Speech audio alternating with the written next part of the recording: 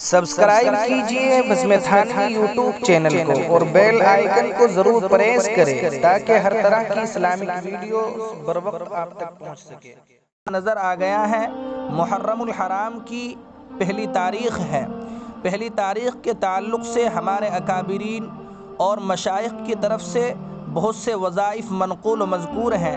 انہی وظیفوں میں سے ایک اہم ترین وظیفہ مفتی اعظم پاکستان حضرت مولانا مفتی محمد شفیع عثمانی صاحب نور اللہ مرقدہ نے جواہر الفقہ میں لکھا ہے کہ جو شخص محرم کی پہلی تاریخ کو 113 مرتبہ پوری بسم اللہ الرحمن الرحیم کاغذ پر لکھ کر اپنے پاس رکھے گا تو وہ ہر طرح کی آفات و مصائب سے محفوظ رہے گا۔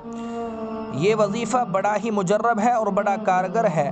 ہم سبھوں کو چاہیے کہ اس وظیفے پر عمل کریں، لیکن اسی کے ساتھ ساتھ یہ بات بھی واضح رہے کہ مذکورہ عمل قرآن و حدیث سے ثابت نہیں ہے، نہ ہی شرعاً یہ فرض و واجب ہے اور نہ ہی مسنون ہے، بلکہ یہ بزرگان دین اور مشائخ سے منقول ہے۔